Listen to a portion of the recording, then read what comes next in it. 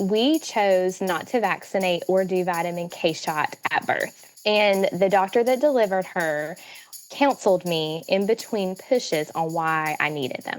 Even though it was in my birth plan and I clearly stated what my wishes were, it was still counseled to me in between pushes. And I didn't feel that in between pushes was the best time to be speaking with me about that. Your doula feels very much so like that was the worst timing ever because I'm Kayla Heater, follower of Jesus, wife and mother of 6 children, Christian childbirth educator and doula, and your host of the Surrendered Birth Stories podcast, where we share God-centered birth stories, evidence-based birth education, and our pursuit of surrendering our birth plans to God. Let's get started. Hey, everybody. I hope your week is off to a great start. And I hope you had a great week last week, great Mother's Day. We celebrated by having the course on sale all week.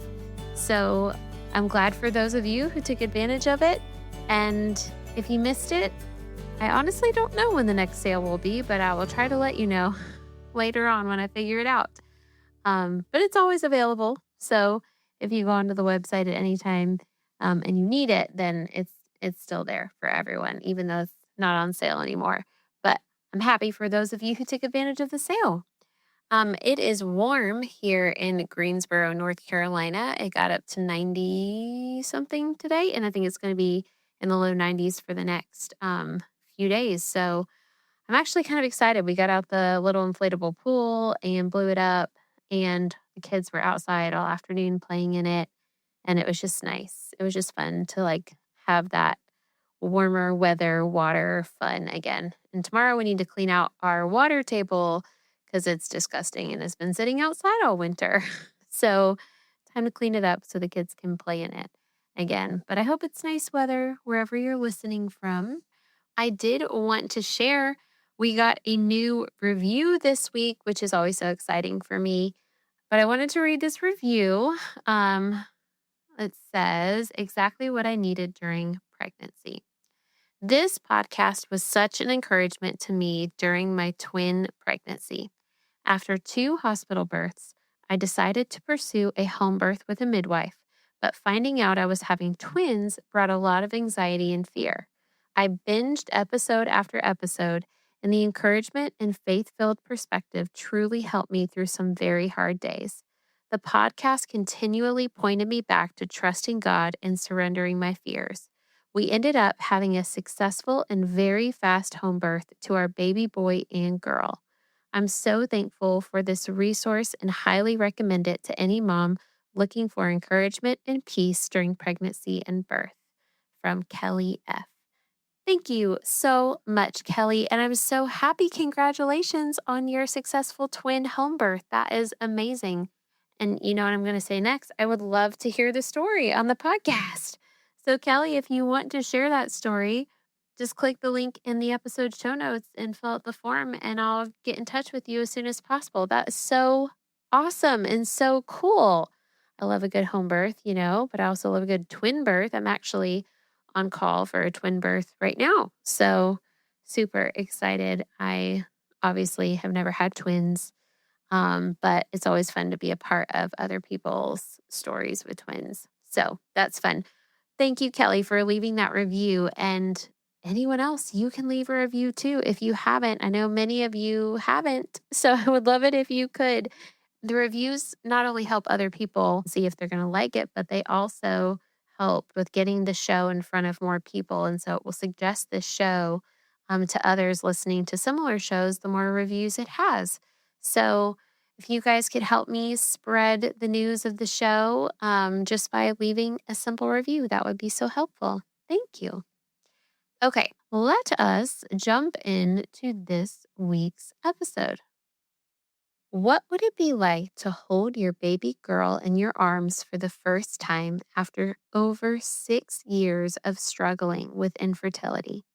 Nothing short of a miracle. While Morgan and her husband were so incredibly grateful for God's gift of their daughter, there were still some less than desirable events that occurred during and shortly after her birth that you'll have to hear to believe.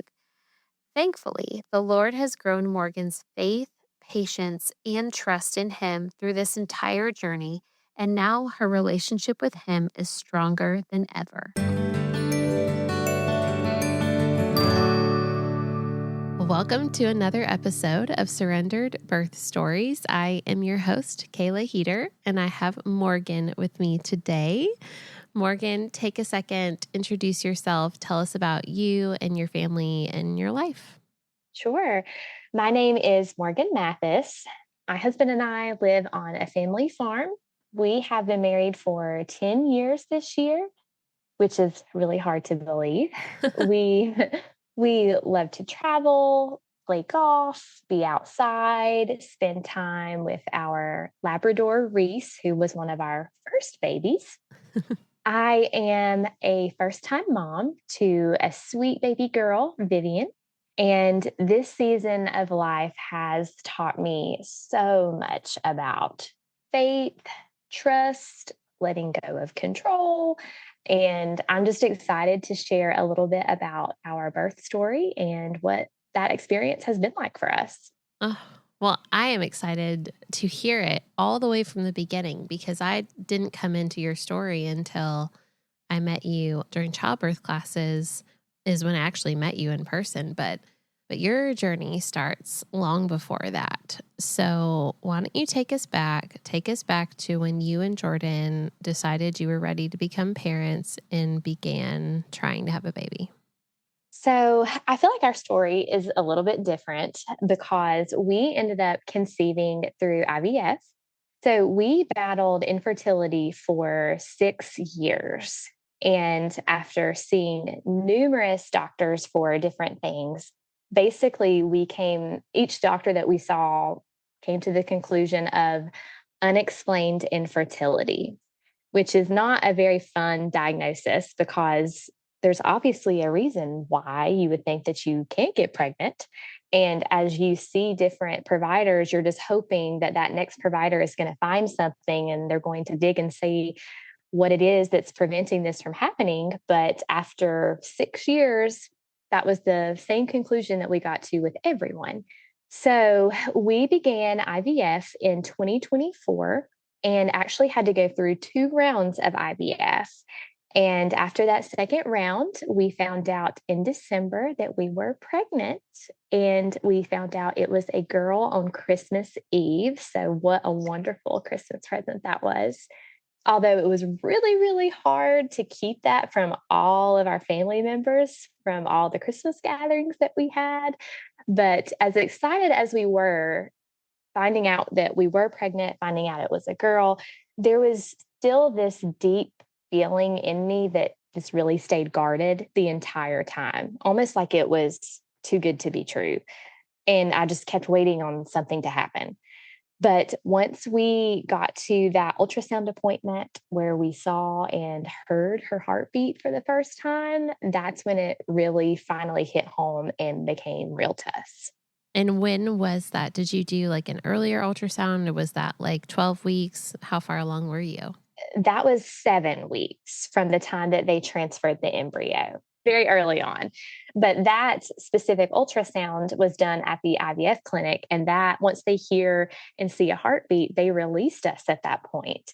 And, that practice, I had spent so much time there from testing and from medicine checks and all kinds of things that come along with that. And so you really get to know all of the staff there. And so I wasn't expecting them to discharge me at that appointment. And after we saw the heartbeat and saw everything was great, they said, okay, this is your last appointment. We're referring you to your OBGYN. And I was so sad because they take such good care of you there and you're seeing them multiple times a week. And they're seeing you in a really vulnerable state too. And they're so caring.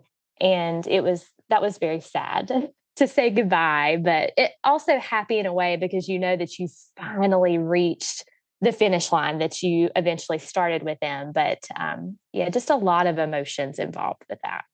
Yeah, bittersweet because you did what you came there to do. And so, so it was time to go. But at the same time, you had built up that relationship and rapport. So that makes Mhm. perfect sense. So, how was your pregnancy like in terms of symptoms or did anything come up throughout the pregnancy, or was it from that point on, was it pretty textbook? It was pretty textbook from that point on. The only thing that was different with me, with it being an IVF pregnancy, was that they did recommend I continue progesterone shots all the way until I was like 36 or 37 weeks pregnant. So I had to continue that daily, which was a lot. But looking back, that was nothing compared to everything else. But Yeah. I feel like I had a wonderful pregnancy. I, of course, had some nausea in the beginning weeks, just like most women do, but it was mostly just food aversions and nauseated smells, things like that. But it went away very quickly, and I absolutely loved food. I felt like everything tasted better. I could taste every single flavor in whatever it was I was eating. So I loved to eat. Of course, during those early weeks, I did kind of crave the soda and the crackers due to that, nausea feeling. But other than that, I really enjoyed being pregnant. The only part I didn't enjoy, of course, was waking up numerous times a night to wake up and go to the bathroom. But other than that, I was very, very lucky. I had a really, really great pregnancy. Well, and you were stunning as well. Oh, Very thank beautiful. you. I remember I loved every time you came to class, all your little cute pregnant maternity outfits were so sweet. I think there were many times we loved to play golf, like I said earlier, and my husband and I would go play golf and then head to birthing class afterwards. So I think a lot of the times we were still in our golf attire when we were in class. Well, it was still super cute. Thank you. So you were with your OBGYN that you had transferred to, but in terms of your actual birthing plans, what kind of birth were you planning? Where were you planning to deliver? What was your vision like for the birth? So if it's okay, I'll kind of tie this into why I chose the OBGYN office that I did. Yeah. So, Jordan and I talked, and we definitely wanted a hospital birth because for peace of mind for us, that's what we felt was best for us. And so when the IVF clinic discharged me and said, we'll refer you to whatever OBGYN office you would like, I immediately thought of my current OBGYN office because that office was always special to me because they were the ones who actually figured out that I had endometriosis. And so, throughout this 6 years of infertility, we did find out I had endometriosis. I had battled very painful periods for many years. And to be honest, it just kept getting brushed off by doctors. And I will never forget at one of my appointments with my primary care physician, I was telling her that I had one of my worst periods the month prior to seeing her. And I had experienced debilitating pain with that period, and that was not typical. And so, after I explained this to her, she told me it probably felt worse because I was trying to get pregnant at the time, and it was more of an emotional response to getting my period and not being pregnant. She didn't take you seriously. No. And when she said that to me, I honestly was just kind of in shock that a medical professional would say that. When you go to your primary care physician visits, they ask you, is anything, concerning you? Is there anything going on you need to talk about? And so this was concerning to me that I experienced such horrible pain with that one specific cycle that I had never experienced before. And for her to not really take me seriously and say that it was because it was emotional, because I was trying to get pregnant at the time. And since I got my period, it was probably debilitating because I got my period. Yeah, no. So it was just a couple months after that I went to my OBGYN office and kind of told them the same situation since my primary care physician didn't really understand me when I was explaining that to her. And as soon as I explained my symptoms to my OBGYN office, they suspected endometriosis right away. And so very shortly after that, they recommended surgery because, of course, with endometriosis, there's no way to diagnose it unless you go in for surgery. Yeah. So we did schedule surgery. And when I had surgery, they found out it was stage 4 and removed 3 cysts as well. Oof. Oh, those cysts. Which explains why I was having the pain with that period that I was telling my primary care physician. Yeah. Did your periods get better after surgery? Yes, they did. And the cramping, all of that improved dramatically after. Good. But that wasn't obviously the cause of your infertility because you still continued to not get pregnant after that. Mm-hmm. So we tried naturally for a year after that surgery. And, that kind of plays tricks with your mind because you think, this was it. After all these years, Right. we That was the finally found thing. it. Because I had surgery for endometriosis in 2022. And you started trying in 2020? In 2019. 2019. So you had already been trying for a few years. Then you had the surgery and then you kept trying and still. Yes, Yeah. still no luck, no positive pregnancy test. How did that affect your faith during that whole time? It really affected my faith. There were times where I was very angry. There were many, many car rides. I live about 45 minutes from Winston-Salem. And so all of my healthcare providers are all in Winston-Salem. And so I spend a lot of time in the car by myself. And so there were many, many car rides. I was crying in the car the whole way home because I would be so frustrated, especially when you have a doctor telling you, oh, it's just unexplained infertility. And you just keep thinking, why can't we figure this out? Why is this just so unknown? Why is this happening to us? It's kind of, you almost give yourself a pity party in a way to where you're just like, what have I done to deserve this? Why can we, we've done everything we feel like we need to be doing. We're taking care of ourselves. We're taking care of our health. Why is this just not working for us? Right. It's not like you were slumming it, living whatever lifestyle you wanted and just thought you'd naturally get pregnant. I mean, you guys are very health conscious people. I know who you went to go see for your practitioners, very wise choices you were making. So so it's wild when you just don't know. Mm-hmm. So were you lamenting to the Lord? Were you did it ever shake your faith into thinking that God didn't exist, or was it more like you're angry with him? For me, it was more angry with him. And I've always learned that it's okay to tell God if you're angry about something. And so there were many, many times in those car rides, I'd be crying and saying, I don't understand, God. And I felt like, in a way, almost felt like God was picking on us, if that makes any sense. Yeah. Why us? We've done everything right. We have been strong in our faith up until this point, even. And why us? And so I went through, I feel like, many different stages, and that was just one stage that I went through. And then something that was really helpful to me, of course, outside of praying and worshiping, I listened to a lot of Christian podcasts. And there was one in particular that I stumbled upon called The Waiting Well. The Waiting Well. And it was from someone named Courtney Dunker, and she went through 7 years of infertility. And her podcast was very positive in the ways of helping women learn to not lose their faith throughout that process. And she kind of had a similar story to ours. She ended up going through IVF to conceive her first child, and it was the only embryo that they had. And once I started listening to her podcast, it made me shift my mindset.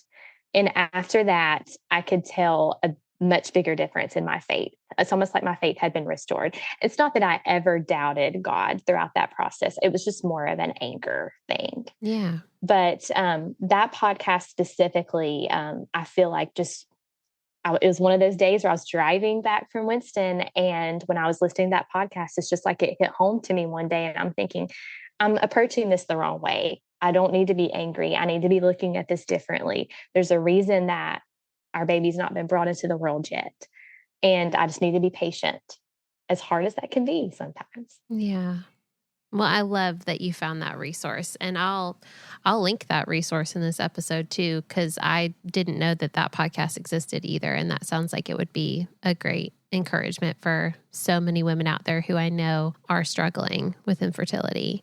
And it's a very lonely place to be in too, especially when you don't have very many friends, or, we chose to keep that to ourselves from our family. And so when you don't have a lot of people to talk about it with, it can be very lonely. Yeah, absolutely. And I'm sure it gets hard when well-meaning people at church are like, so when are you guys going to have kids? Yeah, I like every time I hear that now, like I always want to be like, that's not an appropriate question to ask. Like, Right. you never know what they're dealing with.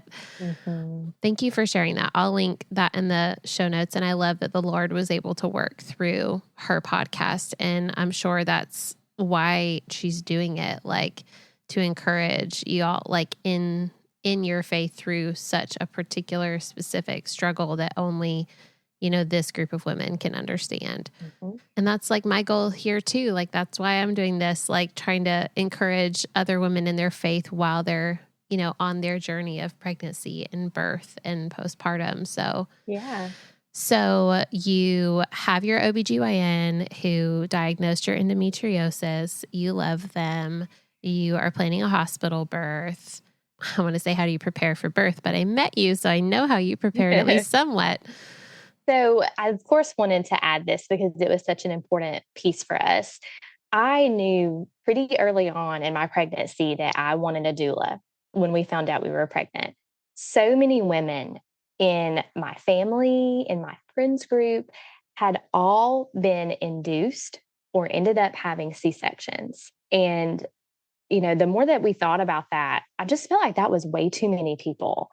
And it really made me start doing my own research. And I realized I wanted someone there who could advocate for us and help us guide us through everything. And so having you as our doula just gave us so much more confidence going into the birth. And then, of course, your birthing classes that we took in addition to your doula services were just game-changing for us. Well, I still remember talking to you on the phone for the first time. I was in the backyard actually with all of my children. It was a beautiful day and we were outside. And I just remember being like, this woman sounds so sweet. Like, I can't wait to meet her. It was like having trouble picturing you. And then as soon as I met you, I'm like, yep, you match exactly who I heard on the phone. You know how sometimes like you meet somebody and you're like, wow, I didn't expect you to look like that. But when I saw you, I was like, yep, I expected you to look something like that. And that's so funny. So then here we go, going to the end of pregnancy. We're approaching that due date and then some. So tell us about the end of pregnancy and then how labor ended up starting and when labor ended up starting. Yes. So one thing about IVF pregnancies that I was not really prepared for was the fact that a lot of doctors are going to try to induce you and they're going to tell you that it is for the health of the baby, just for no other reason. And that was a prime example of that.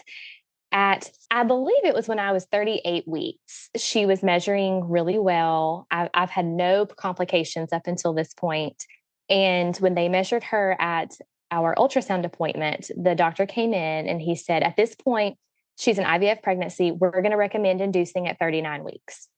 And I just sat there and I just did not really respond. I just said, okay. And he said, when you leave to check out, we can schedule that before you leave. And so I just kind of went along with it and said, okay. And when I left, I did not schedule it.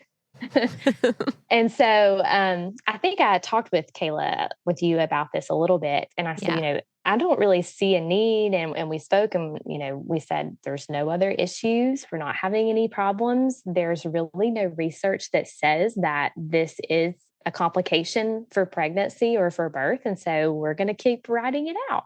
So we went in, of course, for our 39-week ultrasound and then our 40th. And then I think at my 40-week ultrasound, she was measuring right at 9 pounds from what they thought in the ultrasound. And so here they go again. She's going to be too big to deliver vaginally. We need to go ahead and schedule an induction date. And so I talked to Kayla about this. The big baby threat that we said would happen if you had an ultrasound at the end. And that's exactly what happened. And so at that point, they were pressuring me pretty hard to schedule induction at that point. And so I went ahead and scheduled it because I knew just because you schedule it doesn't mean you have to go. Right. And so I did schedule it just to keep the peace. And luckily at that point, at 41 weeks and 1 day, I went into labor naturally. Whether you are pregnant with your first baby or wanting to have a different birth experience for a subsequent delivery, this is the fully comprehensive Christian childbirth course for you, the Surrendered Birth Course.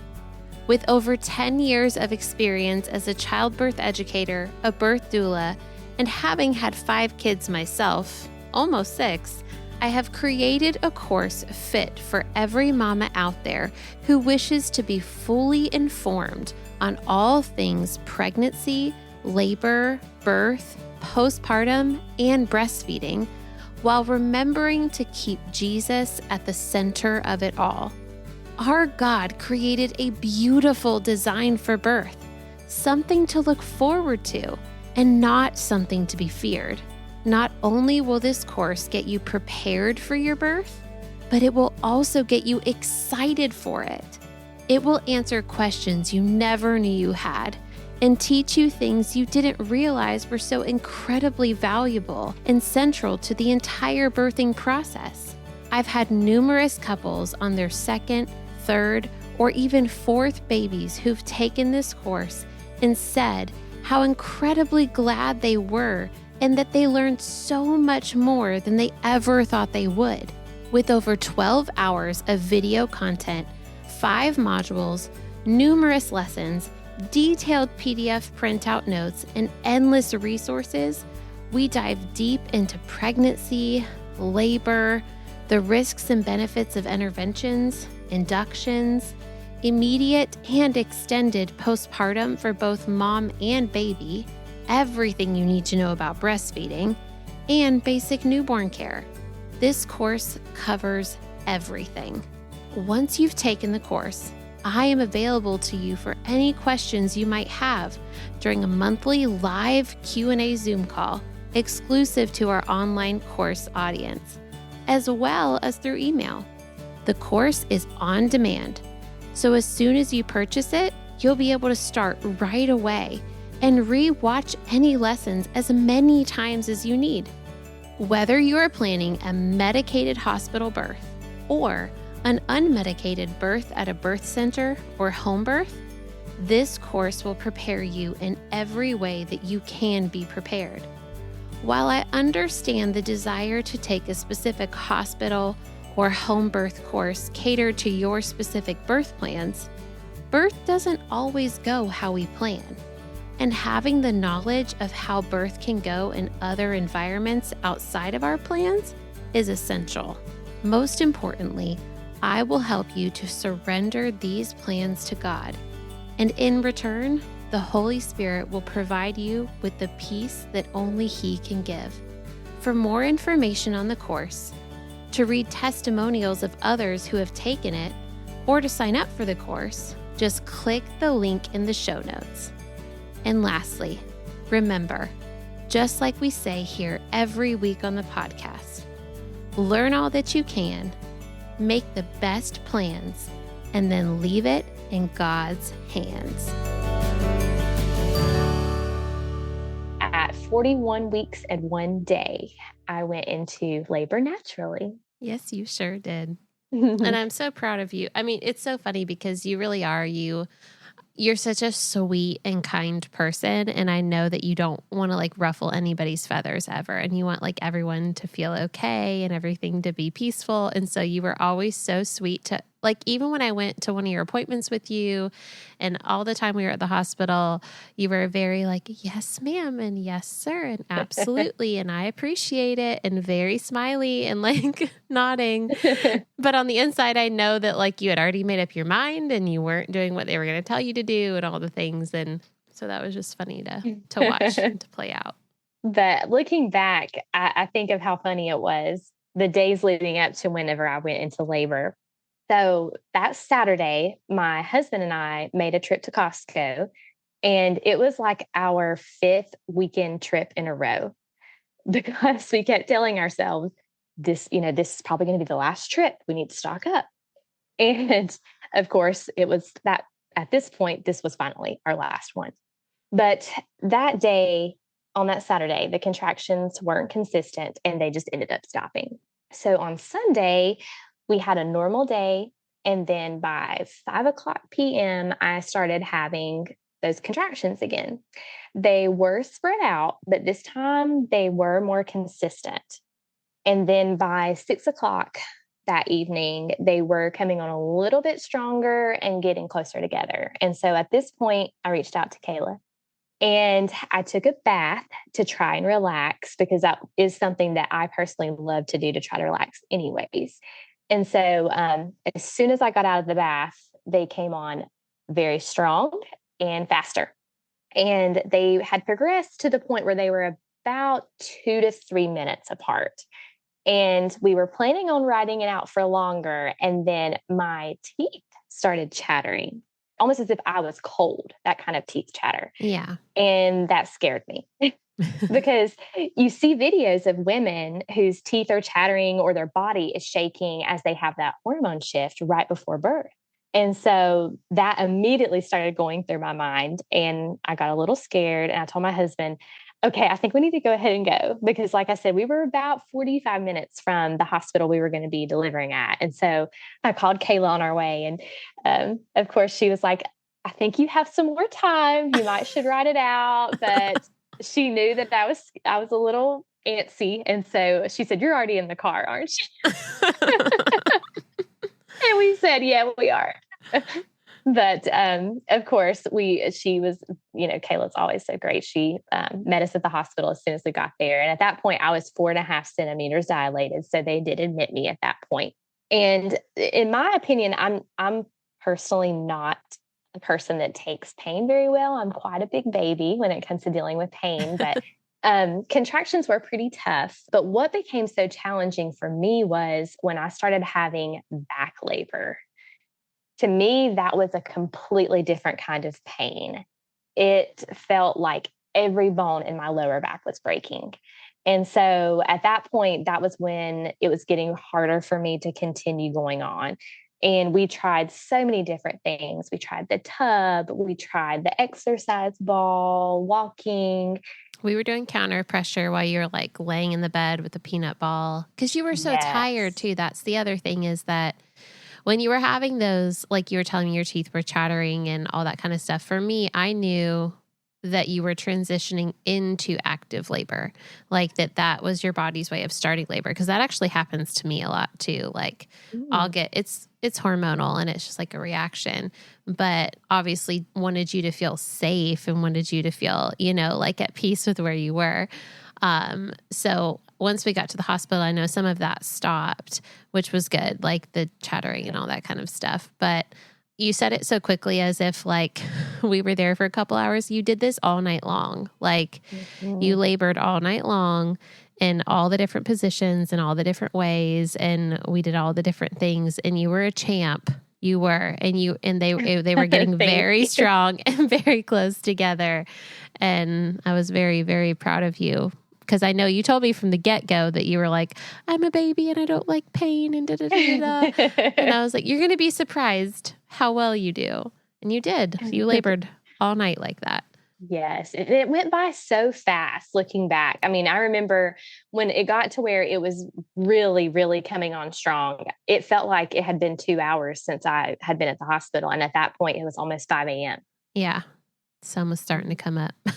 Yes. And so going in, what was so helpful having you as our doula was having that birth plan and talking that over with you beforehand to know, okay, if I get to this threshold, this is where I know, and this is where you know too, because you'll be in there. And this is where my husband will know if I get to this point right here, this is when I need an epidural. And so I felt like having that birth plan and knowing that going in ahead of time was so helpful because I knew when I got to that point, and I think Jordan even knew, and the way that we looked at you, I think you knew, okay, yeah, It's this is what time. she needs. Yeah. Yeah. And so at that point, it was 5 a.m. and my poor husband was falling asleep. Bless his heart. He really was. He was asleep next to you on the bed, like with his head down. And I remember during a contraction, you would be like, Jordan, wake up. Like, He was trying so hard. he was. He had his head on the side of the bed and he twitches really bad when he first falls asleep. And he had his hand on mine, holding my hand, and his hand started twitching. And that's how I knew he was asleep. But I still give him a hard time about that. But we were all tired. Yes, that was fun to witness. I mean, maybe not for you guys, but it was just to see like your relationship with that. And you were when we walked into that room that night, the TV was on and I turned it off thinking like, she wants peace. She wants quiet. She, we're going to set the mood in here. And then you were like, Jordan, turn the TV on. Like, because you wanted the TV on in the background. I was like, oh, I'm so sorry. I didn't realize you wanted it on for like background noise. And so it was on all night. And what was funny to me is he had it on like a golf channel, right? Because you guys love golf so much. I've never watched golf in my life. And so you're like, laying on the bed with the peanut ball, sleeping in between contractions. He's sleeping in between contractions. And I'm there to like press on your back every time you have a contraction. But in between your contractions, I'm like watching my very first golf game. Like, what is so interesting about this sport that everybody loves so much? Oh, that's so funny. I figured out really quickly that distractions were helpful for me, especially there in the beginning. I remember when we were still in triage, waiting on a room to open up, I asked you and Jordan to just talk to each other because hearing you guys talk was a distraction for me. And that was so helpful. Yeah. And you didn't even have to talk to me. I just wanted to listen to you two talk. So and it's funny because Jordan still gives me a hard time to this day because I've always needed to fall asleep with the TV on. We put it on a sleep timer so that it eventually turns off, so it's not on all night. But it's just that distraction thing I need sometimes. And so he knew as soon as we got in that room that I would probably need the TV on. He knew. He did it. He did a good job. So once you got the epidural, you were able to relax some. I think I ran out and got Jordan and I some breakfast, and I had to sneak it in there because that hospital has like a no food policy, like for anybody, like not even your husband can have food. So we had to sneak it up. Yes. But then after that, it was pretty. I mean, we were just kind of flipping you back and forth and letting you rest and trying different positions while you were up in your throne of the hospital bed. Yeah, it was just sort of like a waiting game at that point. I remember when I got the epidural, I was at 7 centimeters. So we still had a ways to go at that point. But and I knew that's that amazing though. Like I was proud of myself. I was that I made it that far. I was very, very proud. Thank you. Very proud doula over here. And I knew that epidural would slow things down. And that was partly why I tried to fight it as long as I could. And so, yeah, at that point, it was just keeping pelvis open in different positions and trying to rest as much as we could in between. And between 2:30 and 3, they said, okay, we're ready for you to start pushing. And started pushing at that point. So started pushing between around 2:30 or 3 o'clock, if I remember correctly. And then she was born shortly after 4 o'clock p.m. with Friends on the television in the background. Oh, that's right. Friends was on the whole day. We had it like whatever station it was on. It was just played back to back to back to back episodes of Friends. That was awesome though, because that was our favorite show when my husband and I got married. And I remember in some of I'm pretty sure it was throughout while I was pushing in some of those parts. At one point, you and I were quoting what was getting ready to be said, and the nurse was quoting what was getting ready to be said in the episode. So that was fun. All of us knew it back and forth. Yes. So something interesting that I will remember throughout while I was pushing was we chose not to vaccinate or do vitamin K shot at birth. And the doctor that delivered her counseled me in between pushes on why I needed them. And specifically, it was the vitamin K shot. And even though it was in my birth plan and I clearly stated what my wishes were, it was still counseled to me in between pushes. And I completely understand that that is their job, but I didn't feel that in between pushes was the best time to be speaking with me about that. Your doula feels very much so like that was the worst timing ever, because the frustrating thing for me is that provider had been there since 7:00 in the morning. He was there all day, and he could have come in at any point to have that conversation with you, any point. And instead, he waited until literally like 10 minutes before your baby was born. And when he started, because I knew, like, as soon as he like started up the spiel, I'm sitting here thinking like, he's really going to do this right now. And I turned to him very politely and said, "Sir, we have already discussed this. She has already researched this. Like, she knows what she wants. We don't need to have this conversation." And he looked over at me and he was like, "Okay." And then continued on, like, and just kept hounding you about it. And he used the whole like personal, emotional, well, if this was my wife, if this was my daughter, if this was my sister, like, I'd be encouraging. And, we see however many, I used to work in this emergency hospital at this big city, and we used to see so many cases of da-da-da-da-da, and babies would die. And he used the phrase that babies would die while you're pushing out your baby. Mm-hmm. And I was like, do you not understand what is going on right now? Like where you are and what you're doing? I was like fuming, but I also, knowing that you were sitting there going, I appreciate it. Thank you for telling me. Like you were just so polite. And I'm like, Morgan, how are you so calm right now? Like, how are you so like, but me knowing your personality, I didn't want to like get in a fight with the doctor while your baby's being born. So I wasn't going to like throw down in that minute. Cause I didn't want it to be that, your first memory of your daughter's birth. Don't worry, I would have been there to support you.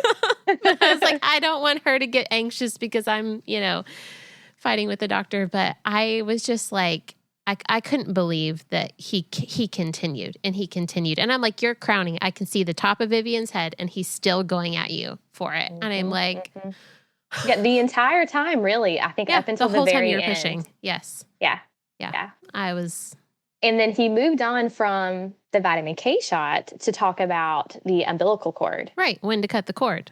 Mm-hmm. And he did not agree with letting us decide when the cord turns white.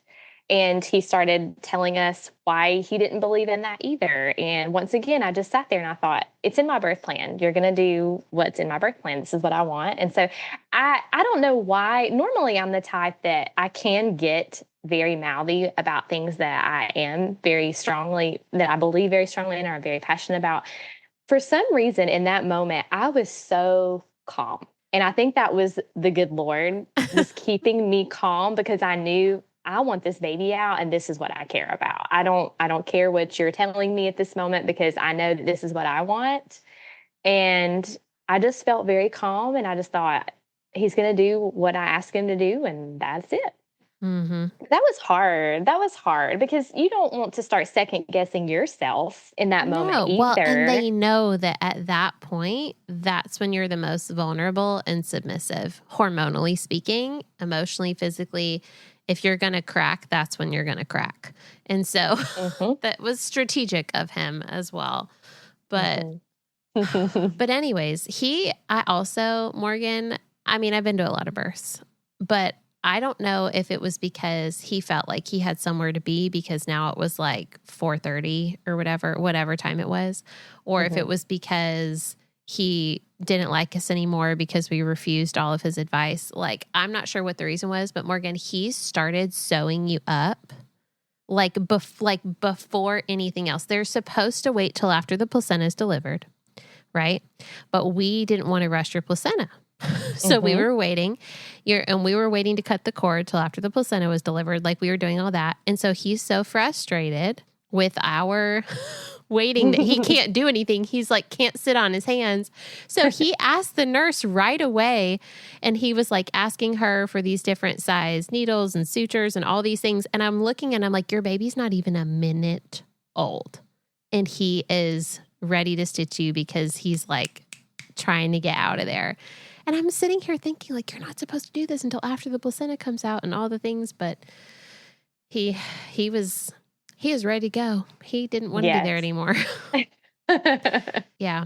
I'm not his biggest fan, Morgan. I'm not his biggest fan. It's amazing looking back at all of the things. And thankfully, the umbilical cord, or thankfully the placenta came out pretty quickly. But yeah. And those are the things that I didn't see at the moment because I couldn't. Well, you're really looking at your baby feel, too. Yeah. Yeah. And so talking about it afterwards, I was thinking to myself, wow, he really was already kind of stitching me up. I don't even know how the placenta came out. It came out after he wild. stitched you, and I watched him like a hawk to make sure he didn't pull it out. And he saw me watching him, and I was like, you will not pull that placenta out. We are waiting until it's ready. So...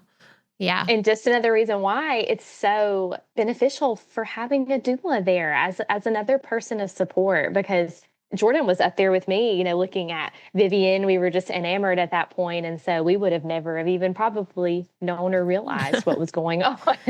Don't worry. I was watching that cord. It was under high watch. It was safe. Oh, it was safe as long as I was watching it.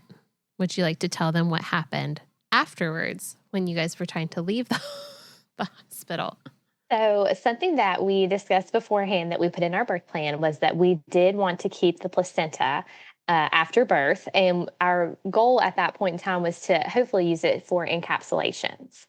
And so the hospital does let you keep they're supposed to let you keep the placenta. Let you. I'm like putting quotation marks around the fact that you grew that organ yourself and it's part of your body.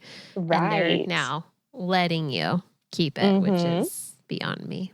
And so one thing that we did realize was anything that was in our birth plan, we felt like we needed to reiterate to the staff that were there in our room. And so after she was born, my husband did say, we want to keep the placenta.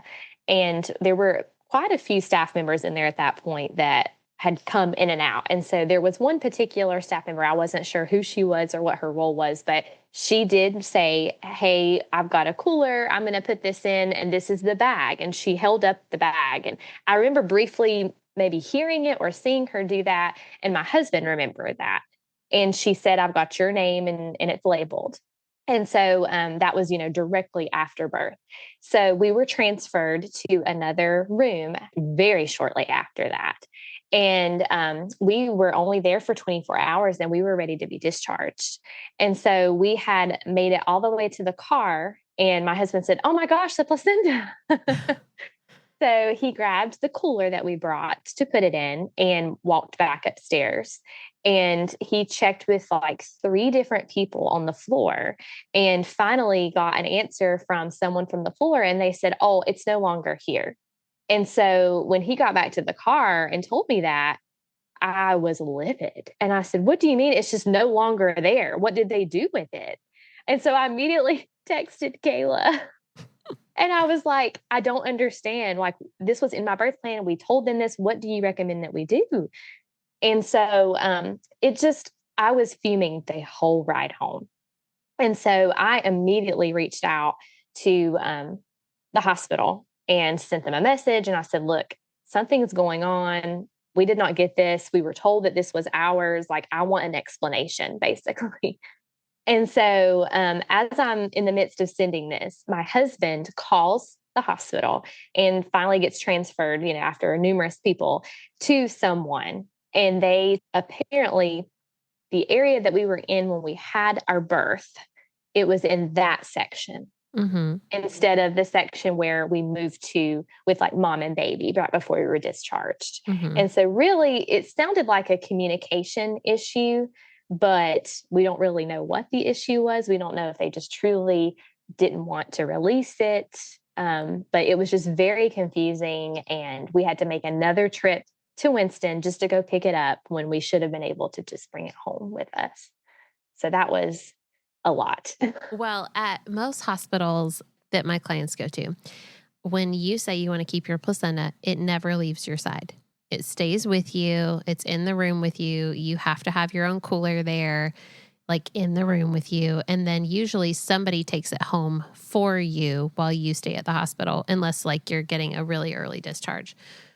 So the fact that they came in and they had you sign a form that said, okay, you can sign this form that we release this organ of yours to you as if they owned it, as if it was their property. And I was like, what? I've never seen that at any of the other hospitals I've ever worked at. Have never made my clients sign a form saying they can have their own placenta. And part of me wanted to like go over there and look at the fine print and be like, what does this really say? Like, because it was so tiny, it was like a whole page of like super tiny writing that, a mom who just delivered her baby is not going to read. And they basically said, sign this form in order for us to give you your placenta. And then as this nurse woman is like picking it up and she's like, well, we're going to keep it for you. We have a refrigerator here. Like we'll keep it in the fridge and you guys can take it when you leave. And that was my first red flag. I was like, wait a second. It shouldn't be leaving them. Like, why is it leaving the room? And so then 24 hours later, when you called me and I was like, there is no way that it's gone. Do not let them tell you that. I guarantee you it's in that building. They couldn't have gotten rid of it that fast. Da, da, da, da, da. And like the whole scheme of like hospitals selling placentas and like making major money off of it and all the different things. So I was like, go get that placenta, like it's yours. So, it's just so convenient that they can tell you like, oh, it's already gone, or we've disposed of it, or we lost it, or like whatever. And so I just remember like driving in the car and be like, no, it's still there. You have to go get it. I'm sure it's still there. Like, don't let them do this to you. And I was so glad for that because both of us were so tired and exhausted at that point. I would have been, I felt like my fight was pretty much over. And so, after speaking with you and being like, no, we need to figure this out. You need to go back and get that. I was glad that I had you to advocate for me because I think I would have driven it and gotten it had they would been able to release it to me, but it had to be you or Jordan. But yeah. So then when you I think you texted me or called me back and said, Jordan called them back and they miraculously found it. I was like, oh, how convenient. Yes. So I'm so glad that you were able to get it. But it was like everything about that situation was so fishy. And so I don't trust anything that's going on right now. So how did postpartum go? What was it like when you were home and you were breastfeeding? Tell us about it.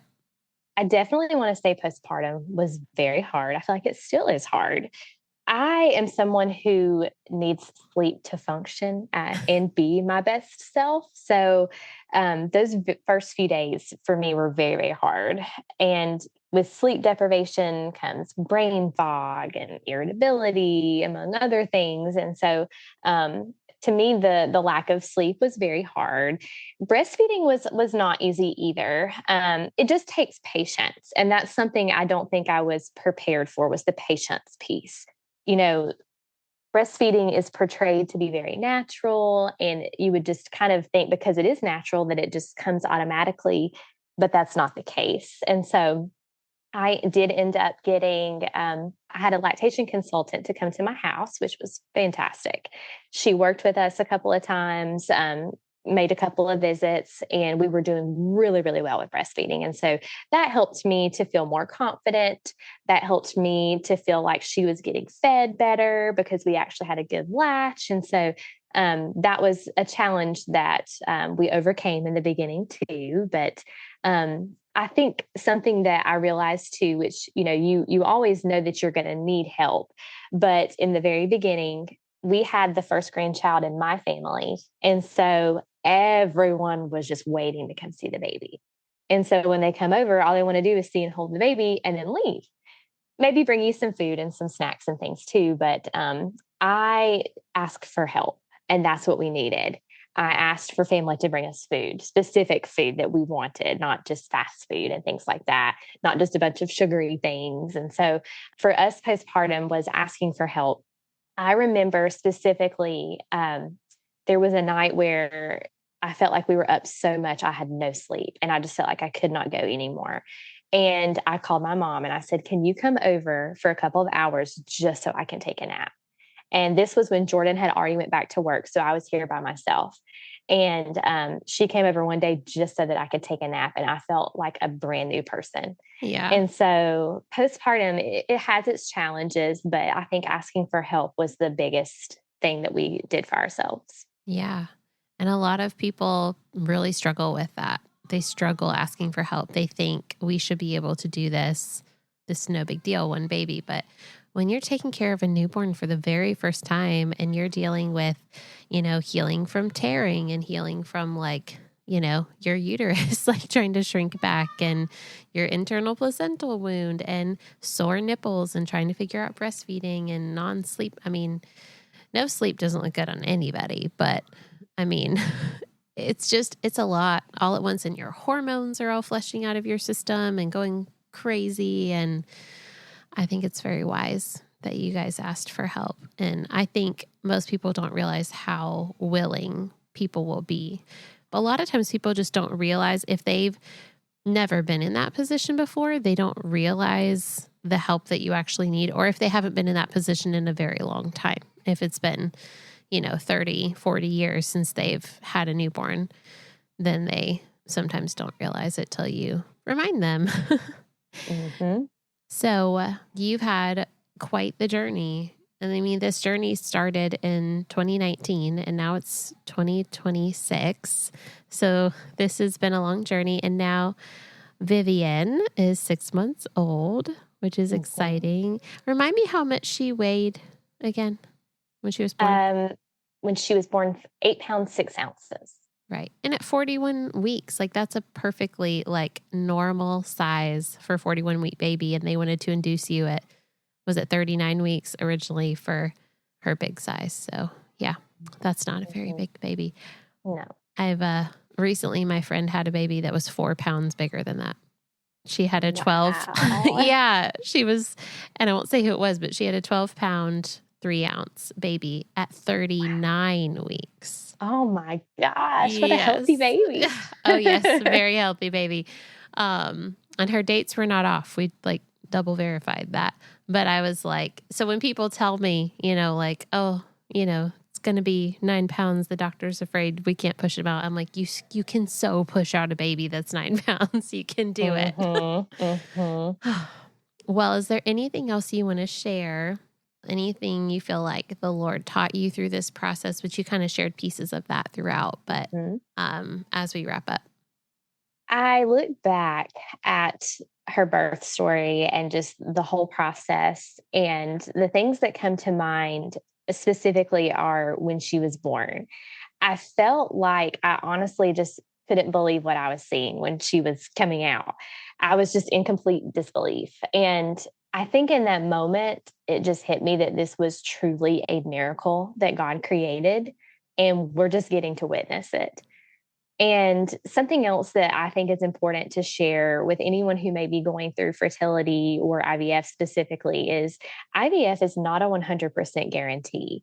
And so while we were very hopeful that it would work, we still had to rely on God and that He would provide the outcome, because science can only do so much. And ultimately, it's God's decision whether that embryo attaches and develops. And so I think the biggest thing that I've learned throughout infertility, throughout IVF, throughout birth is the biggest thing that God has taught me is trust.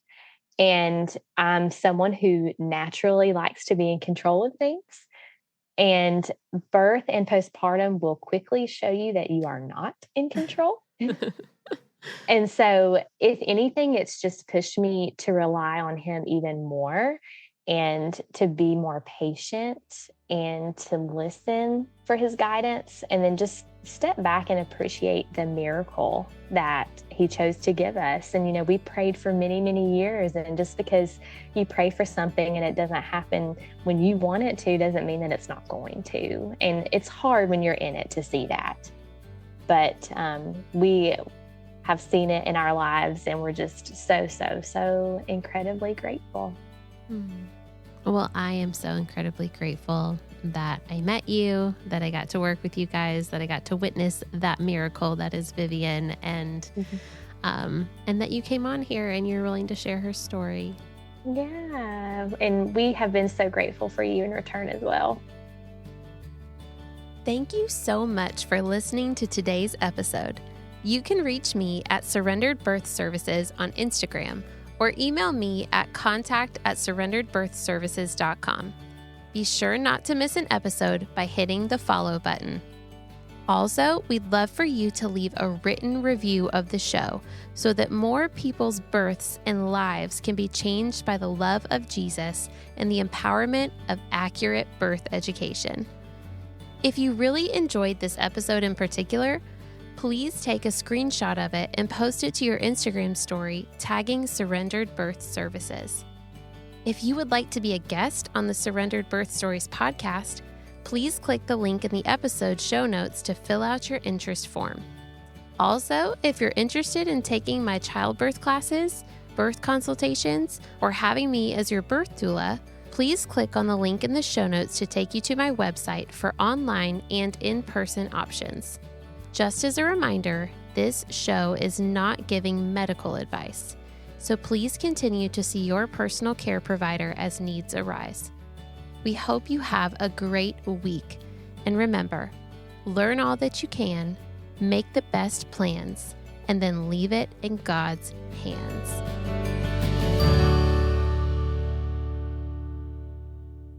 Let us jump into this week's episode that I forgot to bring up real quick. So now I'm looking it up real quick so I can read the introduction.